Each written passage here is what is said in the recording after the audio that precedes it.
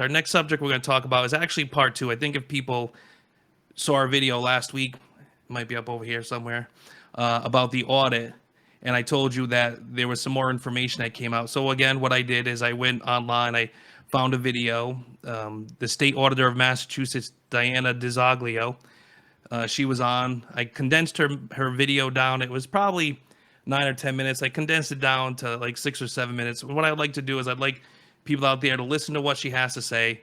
There's a lot of interesting things. And again, what I really hope people start doing is start looking at some of these things with a critical eye and with a critical ear, because there are some parts in this that I think most people would just gloss over. And I'm going to stop. Jimmy and I will talk about it. But there are some big things that were said and were just kind of like left there.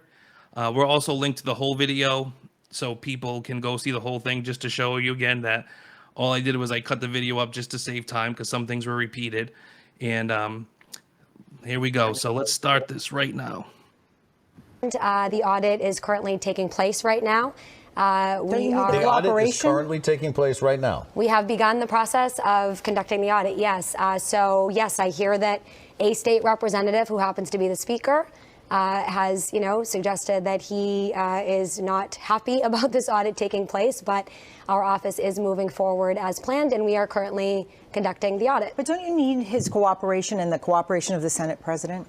We would very much value the cooperation of the Senate President and the Speaker of the House, and I have said that if need be, in the course of this audit, if it's needed, that we could take this conversation to court. I am hopeful and optimistic that they will come around and that they will see the value in working together with our office like every other state entity in the Commonwealth of Massachusetts does.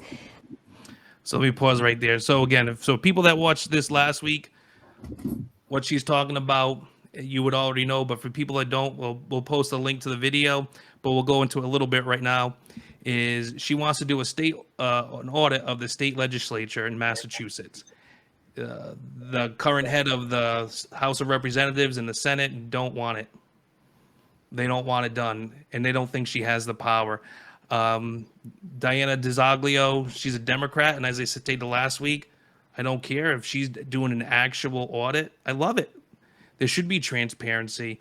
What's happening is our representatives, as she stated last week, someone else stated last week, that two or three people in all of Massachusetts are making all the laws.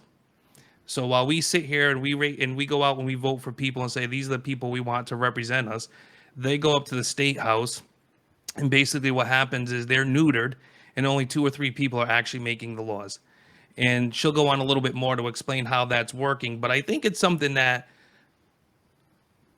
we have to be cognizant of voters, of constituents of Massachusetts, and actually anywhere you live.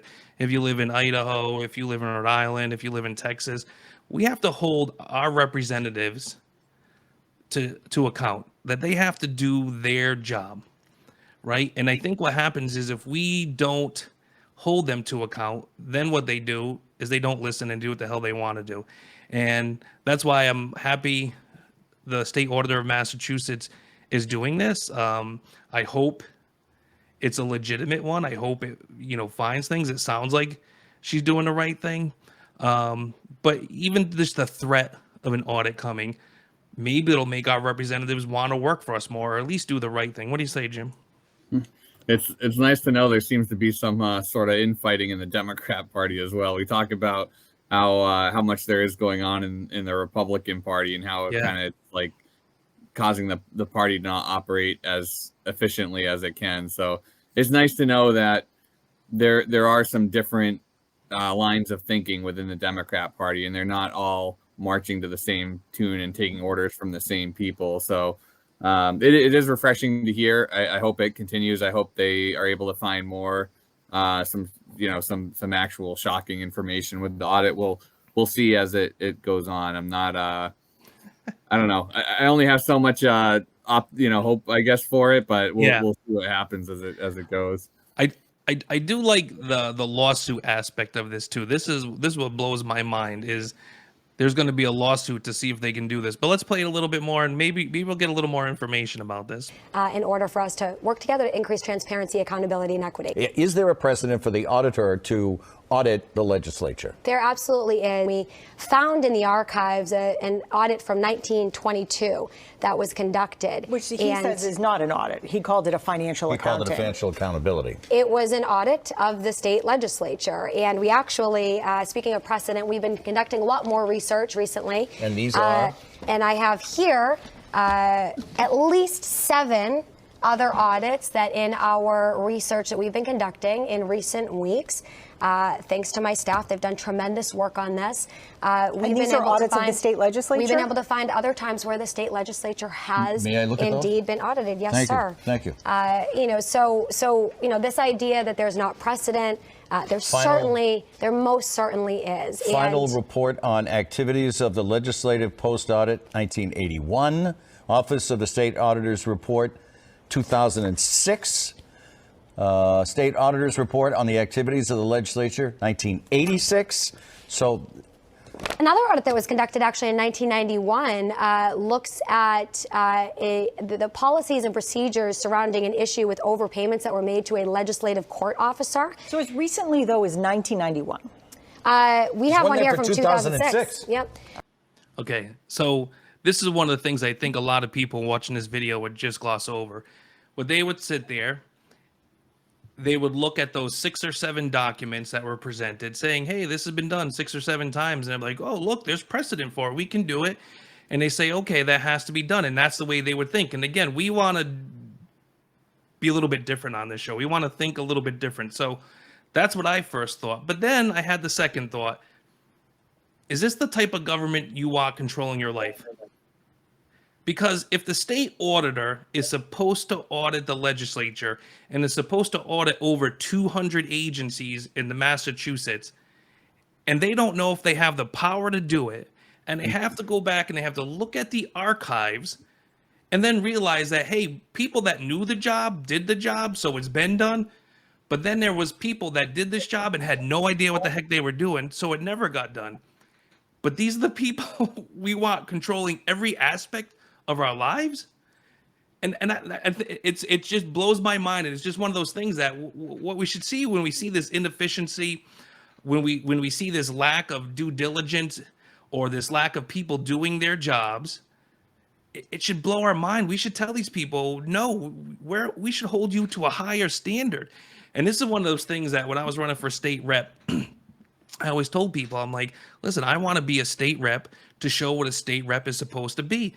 Because what has happened is over the years, instead of a state rep or an elected official working on the behalf of their people, they're telling you, I am your leader.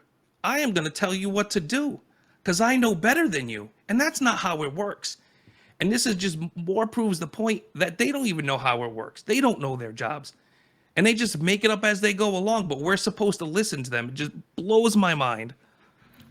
Yeah, the state reps are supposed to work for the people, not the people working for the state reps. And what I find interesting about this story too, I think DiZoglio was one of the ones that was criticized before because she doesn't come from like a financial auditing background. So correct. People during the campaign, she was getting criticized that auditor with no experience should not be running for this position, but I think based on what's happened this year, she's probably done more than most of the auditors in the past. I mean, to be honest, I can't even name who the auditor was off the top of my head before she stepped in there. Yeah. So, I mean, clearly she's, doing more work than in the past. And it's refreshing to see because a lot of times, I mean, an auditor is a position where you can pretty much just get elected and then not do anything for the next 4 years until your next campaign election cycle, and then you can run again. And that's what a lot of these politicians do. A lot of the state reps do. It's like they get elected. Their job is getting elected. Yes. And then once they get elected, they just pretty much sit back and do nothing until it comes time to get elected again. So it's actually nice to see she's actually doing some homework. She's actually, doing something, which is a lot better than most of the politicians that we have on Beacon Hill right now. You know what probably happened, and you just made me think of this. What probably happened is she got there, and she didn't have the experience, And she's like, I want to be competent. What am I supposed to do? And then she looked, and this is what I'm supposed to do. And she started doing it. And now you have all these people, and I'm sure some of them know, right? If there was one done in 2006 or whatever they said, some have been there that long that they know this happens. But they don't want to be audited. So if they don't sit there and tell you that this happens, they just let it go, they can operate in total darkness where we can't see anything. So I'm glad she looked into it. I'm glad hopefully she shed some light on this.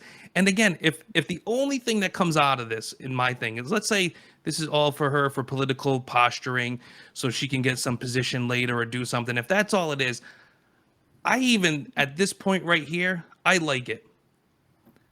I like it because at least it's showing that they don't do what they're supposed to. They don't want transparency, but they want to know what the hell their constituents are doing. They don't want you to have privacy.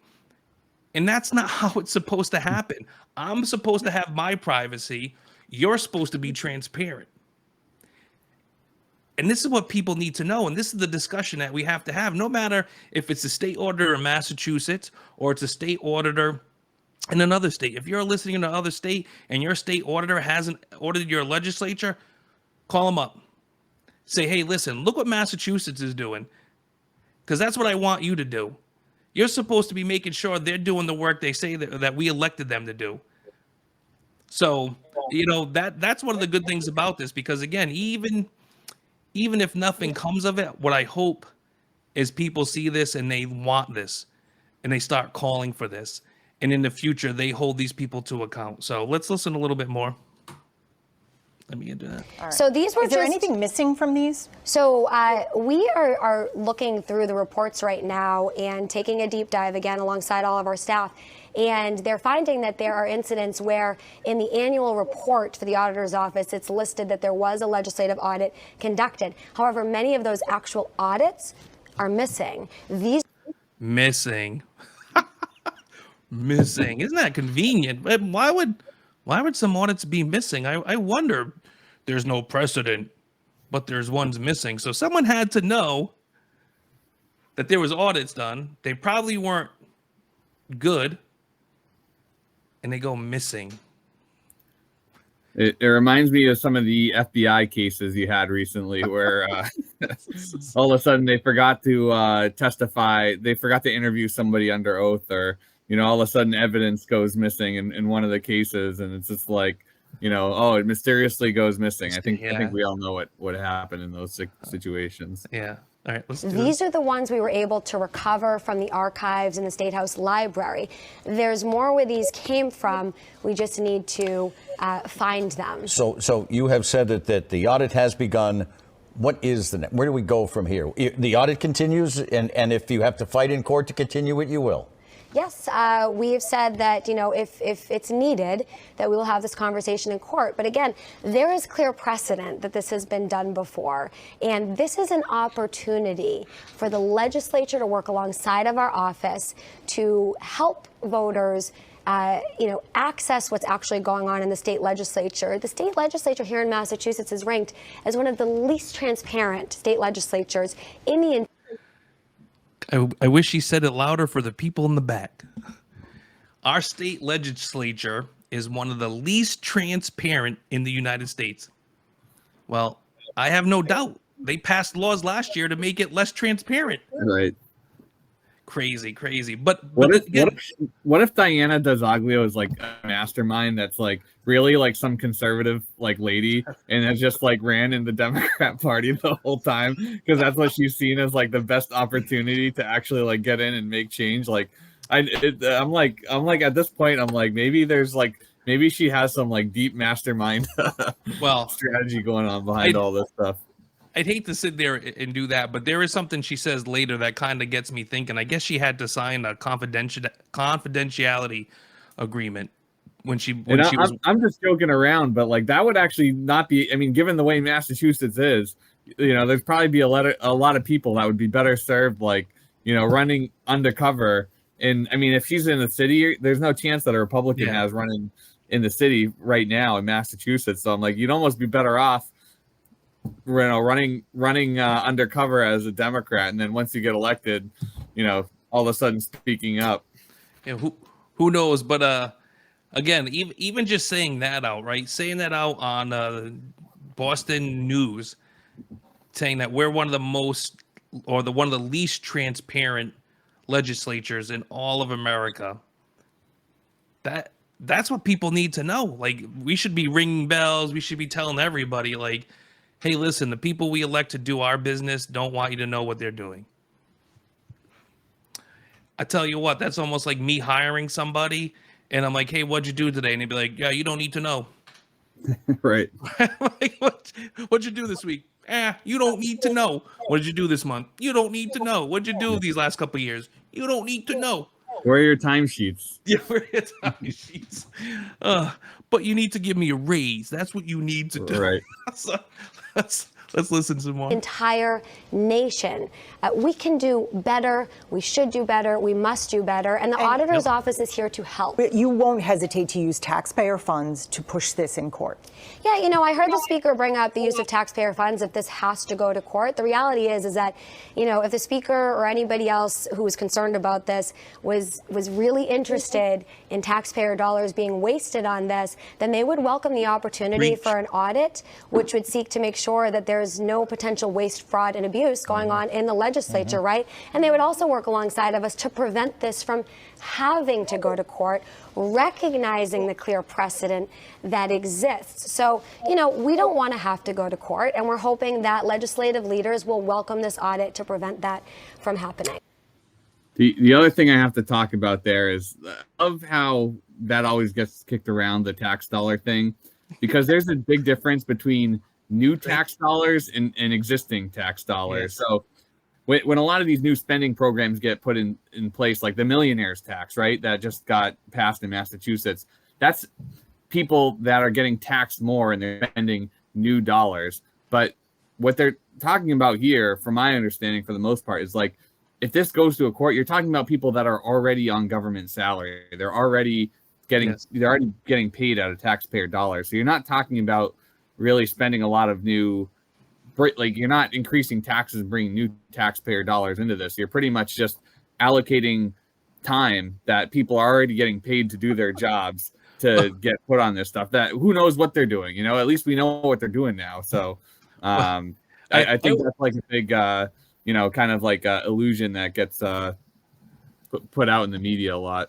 Well, I'm glad you picked up on that too, because I love when they all of a sudden care about tax dollars, right? Yeah, exactly. I remember at my election, right, like a week before the election, they passed a $4 billion supplementary budget bill or spending bill, so current politicians could go to their towns, which mine did, and like, look, I got $20 million for you. That was a farce for one thing, because 20 million out of 4 billion is nothing. And it didn't even go to the town. It went to a company in the town that's been polluting the town. So you're sitting there going like, okay, that's stupid. But it's always funny when they sit there and they're like, oh, you're going to waste money on court? Like, yeah, if we can find out if you guys are screwing us 10 ways to Sunday, yes, I think that's money well spent. Or you could do your job and be transparent, because obviously in the past, these have been done. And because they've been done in the past, there's precedent. And if you have nothing to hide, show it. You should be transparent, so your people feel that you're doing the job that you were voted in and elected to do. And here's my thing. This should be the law. If you don't want, and again, they'll never make it because they want to stay in power, but the law should be, and maybe we should elect new people to do this. If you don't have audits and if you're not transparent, you're automatically out. Like, automatically. You don't need to go to a special runoff. You don't need to go vote. It's just like, you're gone. Because that's what we do in a regular business, right? In a privately owned business. If I can't see what the hell you're doing, what the hell am I paying you for? So there's another more. So this goes a little bit more too, because this is about the audit. And then there's some other things that the auditor's office can do. And so this next part of this video doesn't have to do with the legislature and the audit on that. But my gosh, more people need to know about what's going to happen next. I'm not going to spoil the surprise. We can talk about it, but you got to listen to this. I want to ask about the governor's office. Governor Maura Healey, she did endorse you. Will you audit her office? So again, like sometimes these news media people are part of it. So see how she framed that question. This is why we have to really pay attention to the way things are done. Well, she did support you. Are you going to audit her office? Kind of like know your role, know your Right. place. How dare you do that? I mean, the tone of that lady is like, how are you going to do this? She's supported. It's my Throughout job. the entire interview. It's not just on throughout the entire interview. She's Yes. just very combative with her, where you would think that they would be supporting this and they would want this, but it's like they're attacking her over it. I'd be like, oh, go get her. So, Right. all right. So listen, it gets even worse. I don't know how much worse it can get, but here you go. We are required to actually audit every state entity. And we actually are going to be conducting an audit of taxpayer-funded non-disclosure agreements, as was a commitment on the campaign trail. You may have heard some news about this previously regarding some of the hush settlements that have been occurring. Can I? Hush settlements? Is that the state trooper? Oh, stuff? wait. It gets even better. But I was sitting here talking to someone about this, and they're like, wait. And again, I don't like to bring too much stuff in Trump because people are like, oh, whatever. But Trump supposedly may or may not have paid hush money, but we're using tax dollars to hush people up. Well, yeah. So in this case, I think what she's referring to is, I mean, obviously you heard Maura Healey had some inappropriate Yes. relationships with people under her. And I think there's some debate over what went on there, kind of hush payments as well. And like, while she was working for the government at the time too. So yeah, there's a whole story there that I think has yet to be unraveled. So damn it, Jim, why would you audit us? We're going to have to go to court, and you're going to have to use taxpayer dollars to do that. At the same time, we need to use your taxpayers' dollars to protect us from our dalliances and inappropriate behavior. That is an effective and useful use of your tax dollars. Yeah, it's laughable, really. Yeah, it's just it's like we're giving the priority to the completely wrong things with our tax dollars. All right, this is a little bit more. And the problems associated with those hush agreements, right? Well, right here in Massachusetts, friends, there are taxpayer dollars being used to fund hush agreements to potentially silence victims of harassment, discrimination, abuse. Silence victims of harassment, discrimination, and abuse. I think we've talked about people who've been harassed and abused in previous episodes, right? And the funny thing for me, right, is what is our legislature mostly comprised of? Democrats. Right. And they're the first people to sit there and tell you, don't discriminate, don't do this, don't do that. And then we have them using our money to pay people off because they're harassing, discriminating, and abusing people. It blows the mind, right? Like, when are we as people gonna sit here and hold our elected officials to a higher standard? Right? I think you and I talked about this before, Jim. I think what happens a lot of times people think their politician is the good one. It's the other people's politicians that are the bad ones. And that's why we keep getting sucky politicians elected all the time, right? Like you sit here like, well, my representative isn't that bad. It's all the other ones that are bad. No, they're all bad. They all suck, right? Unless that guy is going up there saying, listen, I want transparency. I want you to know what the heck's going on. I'm putting in rules. I'm putting in bills to make us be more transparent and do what we're supposed to do. Vote them all out. Vote them all out. Yeah.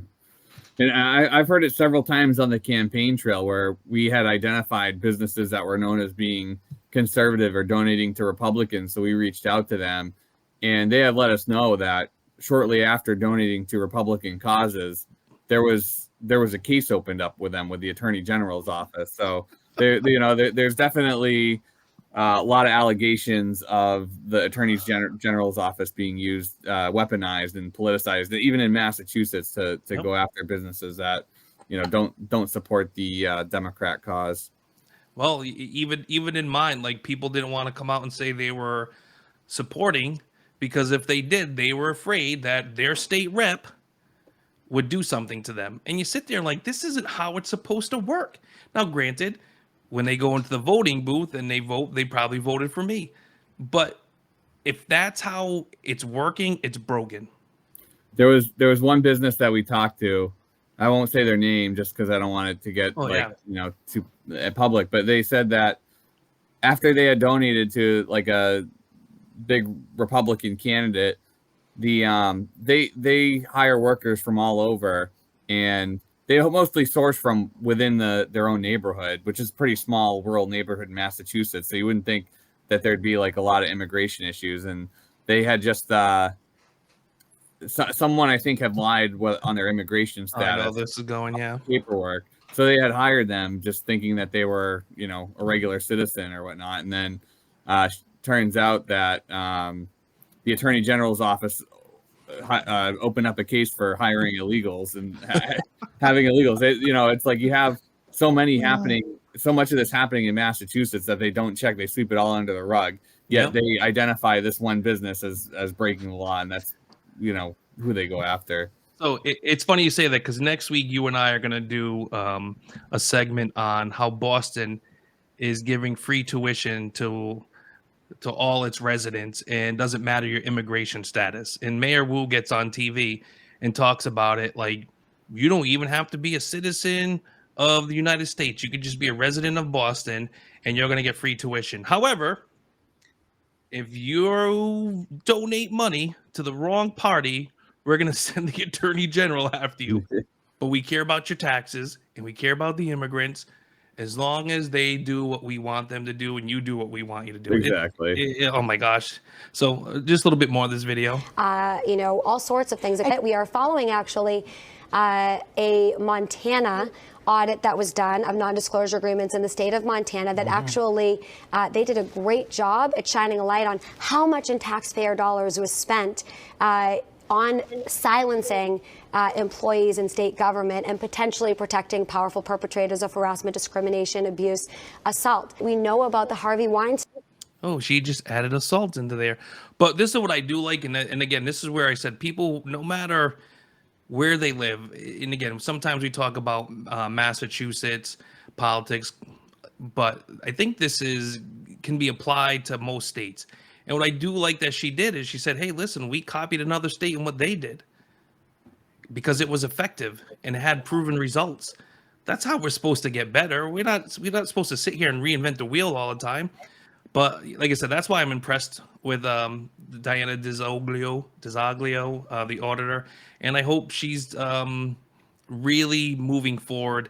And, my hope is that she does what she says she's going to do. I hope the political pressure doesn't get too much for her and she really digs in. So let's just finish this up and like 50 seconds left. Weinstein incidents where, women were coming forward and claiming sexual assault and claiming sexual harassment. Right, these are used in private business a lot. You're saying they shouldn't be used at the public level. So I'm giving those examples though, because, this is what they have been used for and abused. They've been abused in the private sector to cover up bad behavior and frankly illegal behavior. It is not okay for our tax dollars to be used to cover up inappropriate behavior in our state government. We know that at least 33 non-disclosure agreements have been given out in our own House of Representatives. 33. But we don't know why. We don't know how much money was spent on them. That's unacceptable. We're not just going to be looking at the legislature in that regard. We're going to be conducting a statewide audit, looking at state agencies and entities across the board, including the administration, to your earlier point about the governor's office. Diana. Absolutely. So there you go.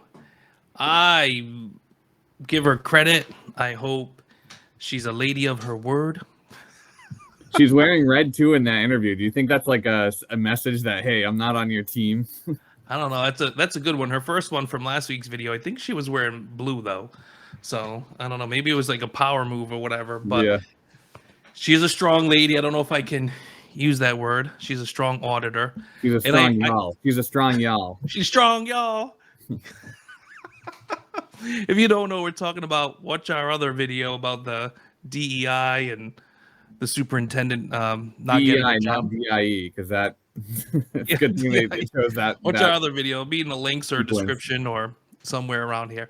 But again, 33 non-disclosure agreements, taxpayers' dollars being used to cover up discrimination, abuse, assault, harassment.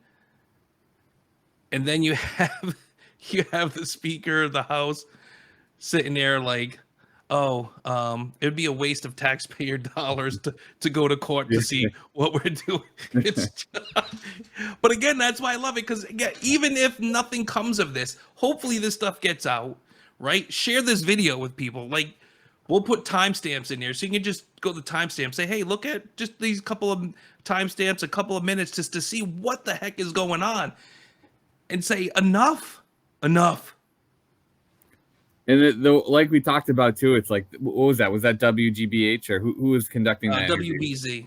WBZ, yeah. So the two people interviewing her too were like completely attacking her over it. Like these Yes. are like she's dropping bombshells of like, hey, we have all this missing information, all these non-disclosure agreements that were signed, and they're attacking her over it. And so it's like, what's their agenda?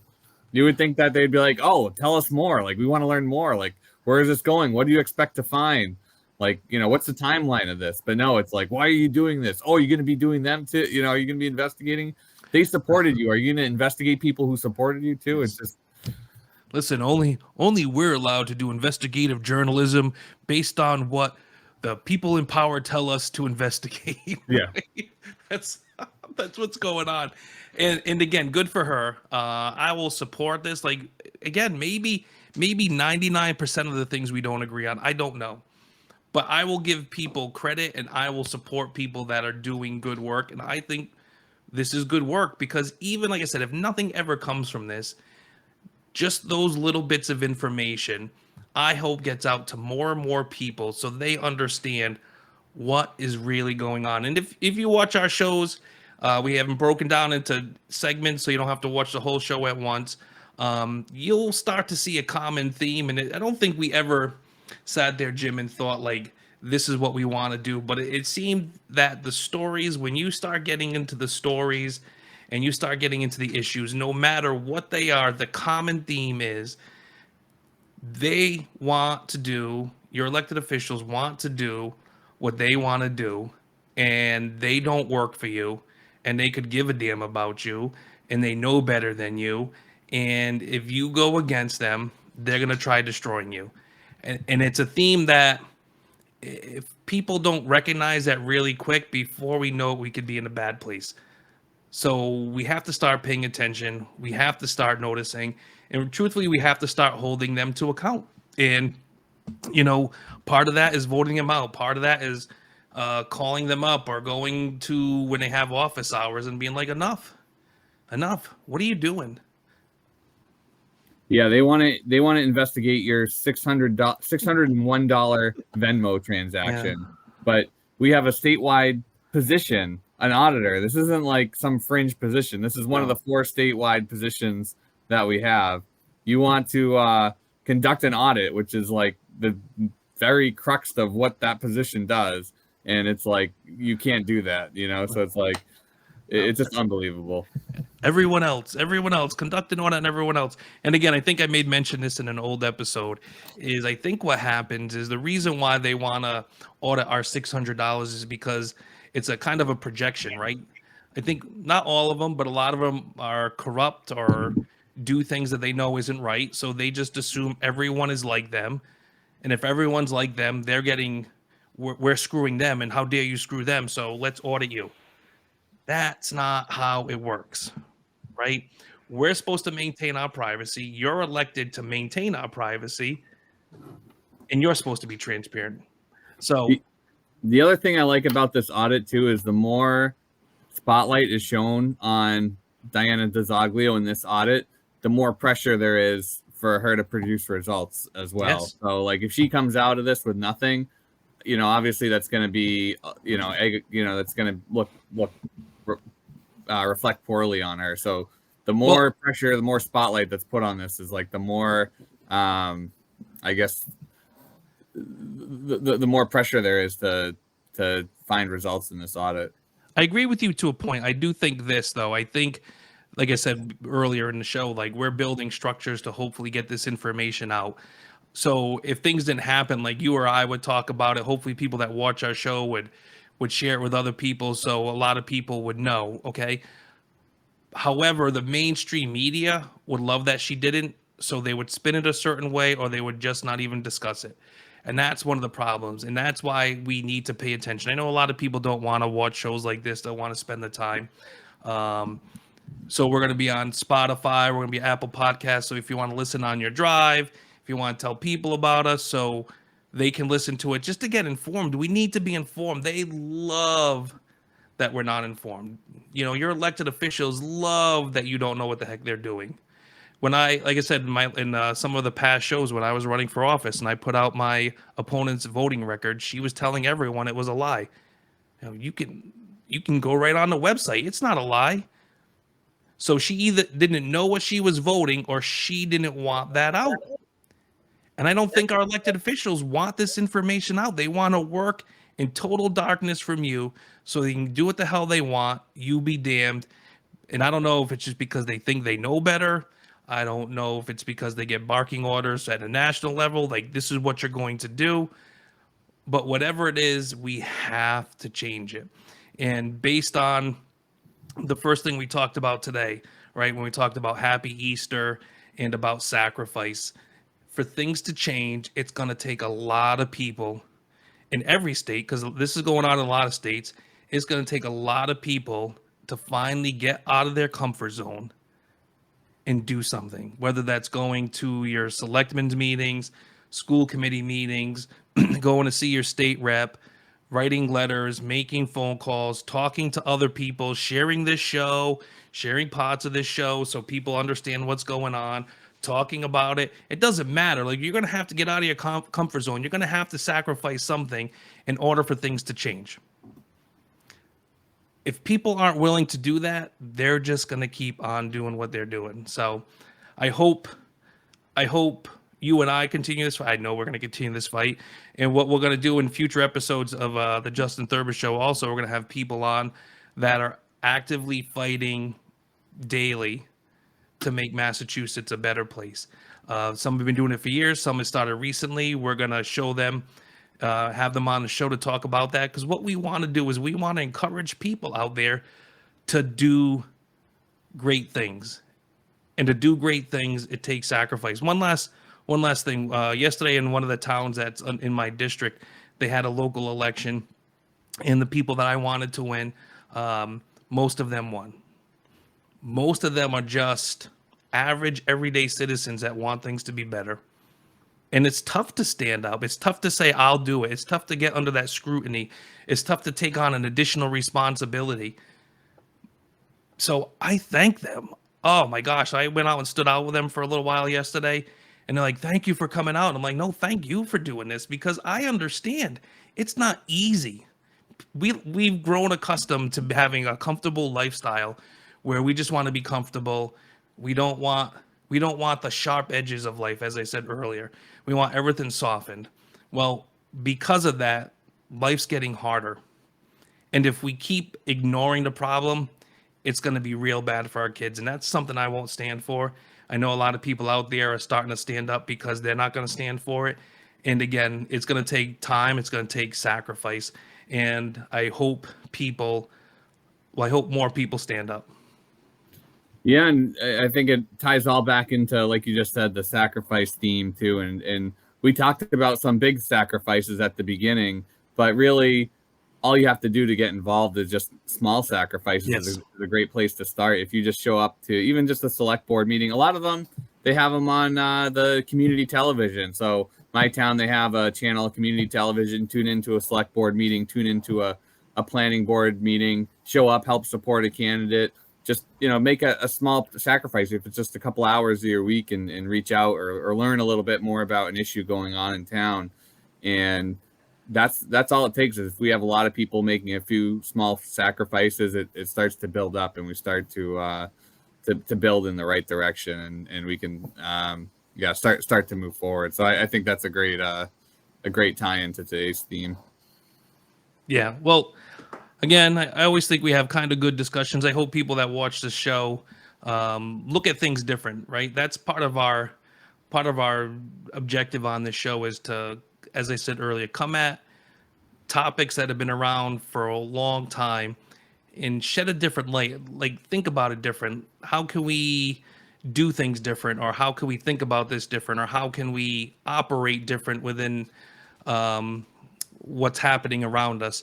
So I hope everyone enjoys the show. Thank you again, Jim. I appreciate you here, being my co-host every week. And I look forward to having people back next week and looking at other, like I said, we're going to have them somewhere. We're still figuring this out. We're going to have videos, links to other videos we have, and they'll be shorter segments. We're going to break a lot of these down into segments so you can just go and watch them at your leisure, a little bit of a shorter amount of time frame. And or maybe just go back to one and say, hey, listen, I really wanted to get more in-depth knowledge of what they were saying. So thank everyone for watching. Jim, until Thank next you week. again. Happy Easter. Happy Easter. Joe Biden with the Christmas hat says Happy Easter. Good night, everyone.